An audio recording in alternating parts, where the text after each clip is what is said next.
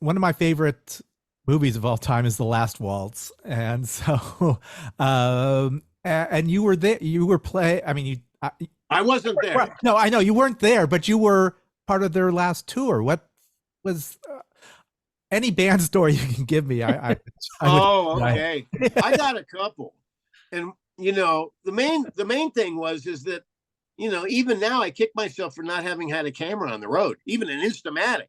It's like after we would play our 35 or 40-minute set for the band opening, I'd go take my guitar off and I would go position myself in the wings behind the curtain about 10 feet away from Levon Helm.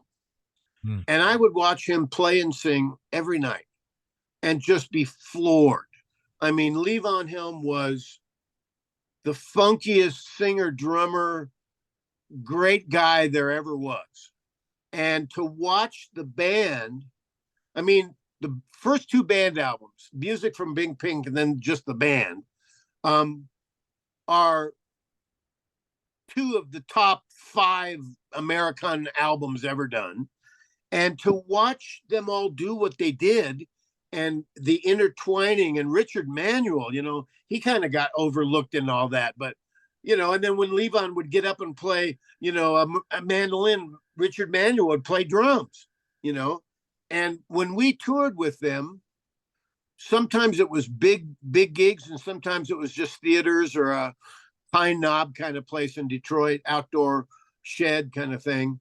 And some of the gigs, so I was sitting right next to, 10 feet away from Levon Helm, watching him do his thing. And right to behind Levon was Garth Hudson with the masterful maker of sounds. And sometimes in that last tour, they would have their 5-piece Civil War horn section on the road with them, playing Drogo, Dixie Down, with the horns. And it's like, oh my God. And I mean, some of the best gigs I ever got to be in were, you would have to say Fleetwood Mac Rumors tops, 75, 80,000 people a gig in a day in a stadium.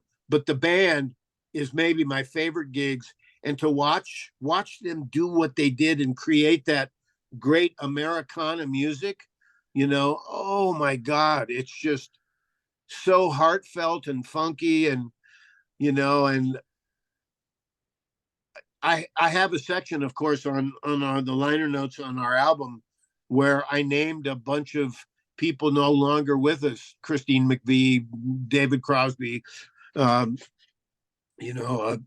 kinds of people. And Robbie Robertson hadn't died yet when we went to press with this album. But I mean, the songs he wrote and the songs they wrote, I know they had big problems in the band, and Robbie made most of the money and the other guys are going, what the heck? But I'll tell you what, the music they made on stage is incomparable. And that I look back, and that's got to be one of the biggest highlights of my career, to be able to sit and watch the band play 12 or 15 gigs. And I would have to say that, I've lost my train of thought, but boy, don't get me talking about the band. I could talk for an hour.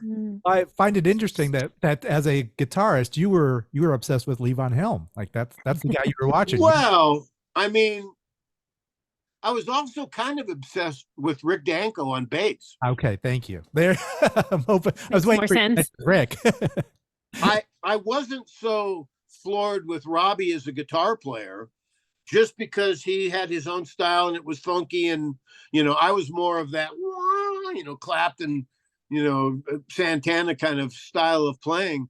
But the 5 of them together playing those songs, many of which Robbie had written, just unbelievable. And they put not only American music, but world music on its head when that first album came out, and their second album. Yeah. And Dylan, and it's just so intertwined, and it was just so great to be able to see them play every night. And I got to meet Levon once, and I got to meet Rick Danko once. And I mean, Rick Roberts used to play with with Rick Danko in the Bird celebration thing when with Gene Clark, you Mm. know, after Gene had quit the Birds and they'd, go tribute to the Birds.